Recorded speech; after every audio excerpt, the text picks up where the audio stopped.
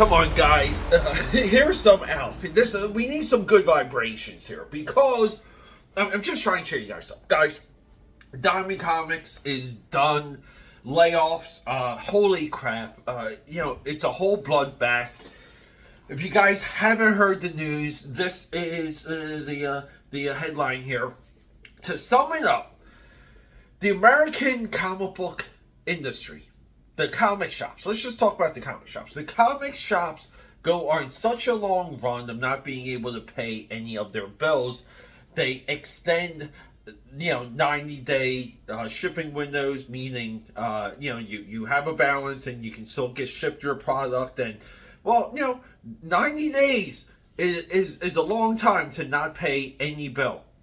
We know that, for example, that Diamond Comics had so many accounts that were unpaid that they really couldn't give credit ratings to the good accounts, so those good accounts could take that good credit rating from Diamond, take it to a bank and say, hey, we're a viable company, this is from our major distributor, we pay everything on time, we're a sound business. And that's like a very clear way to how the comic book retail industry could have grown. One of the reasons why we never had true growth in the American comic book industry is because Diamond was able to float so much product, float so much money to these comic shops that, get it, given you're collecting payments, but everyone is a day late and a buck short. Why is this? A couple factors. One of them being the strength of the product. Diamond always diversified what they were offering. Action figures, Funko Pops, Magic the Gathering trading cards. They were there for any trend, t-shirts, posters. They couldn't just... Diamond got to the point where they couldn't just lean into American comics. But what happened was companies like Funko, and a few other major product companies, they would go direct into comic shops. They would say, hey, you can set up a account with us. NECA Collectibles being a fine example of that. NECA 2 also being notorious for just saying yes to everybody that came up to them for a account.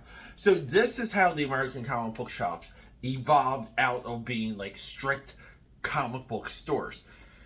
The crazy thing with all of this is with the mergers and acquisitions. So why it should have just been over reported that the writing was on the wall that there was going to be heads rolling left and right.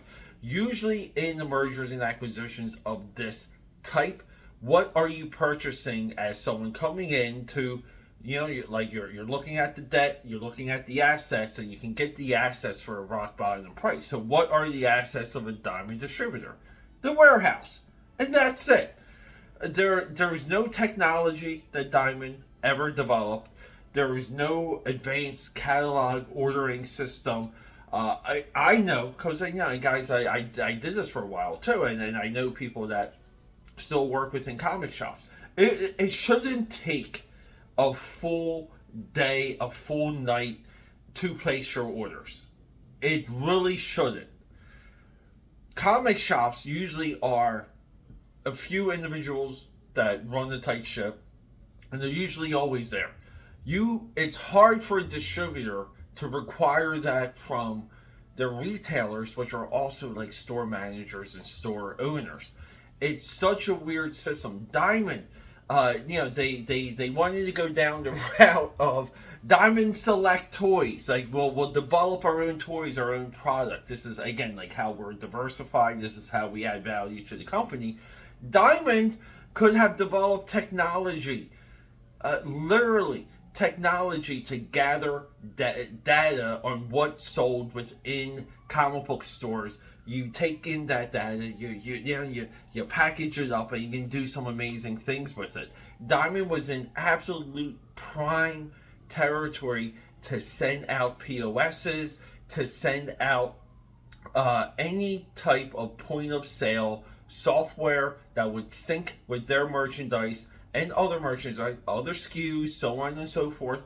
These databases are all available via license. You just license the database and then you plug it right in. Not a big deal. But Diamond never went down that route. So we have to say, it's been it's been well known for more time than anyone's willing to admit, and people just want to look at the SJW time of like comics. It was done before then. It was done by such a long stretch. Guys, I was involved with American comic shops in the early 2000s. Even then, I'm like, this is just not sustainable. It's just not. And look where we are. Now given right, like, I think every comic book shop employee makes that prediction every now and again. But here's the other big point. What happens next? And this is the doomsday scenario. This is absolutely scary. I think it's fitting. I'm wearing my Dennis Rodman Chicago Bulls shirt, and you guys know Rodman is my second favorite basketball player of all time. Number one being Shaq Attack. Is this. So comic shops were town halls for everything geek at one point. You would go there, and if you wanted to learn what to read, what was inside some of the books, what were the highs and the lows, you can go to a comic book shop, develop your taste, meet other patrons there, other people that would just, again, like Jay and Silent Bob-esque individuals that would kind of always be at the store, but you would have your taste, and you would be able to have your taste evolve within a American comic book shop. This is the glory of the direct market. Every time you went to a comic shop, it felt like you were going to a convention. You could discover new books, new series, new graphic novels, new miniseries, new maxi series, and so on and so forth. With comic shops an all-time threat, and just think about this. If comic shops disappear, this flow of knowledge, this curation of readership dies with it. And then what do we have? We have YouTubers, aka Powders. I bring you guys comic books all the time. Daily. We do daily content here at AKAPAD. In no way am I in a position to drive enough sales or what am I driving anyway? I'm driving people to dial things up on eBay or Amazon real quick for a lowest possible purchase. There's that type of environment cannot be recreated, and influencers do not affect that environment. Influencers can only affect the now, meaning like Eric July, like EVS, Brian Polito. Is I'm selling this now, please buy it. That's not comic book readership either. It's just you buying in on a personality that you personally identify with.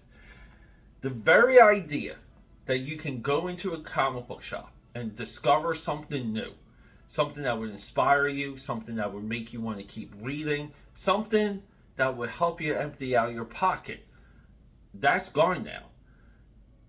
The evolution of all of this is going to be comic shops are going to be pop culture stores with very small sections for American comic books, period, and the rest will be a pop culture explosion, like a puke, like someone just took the top off of the store and just unloaded into the comic shop. Maybe comic shops now will become comic slops. Come on, guys. It's Alf. Oh, we got something to look forward to, right?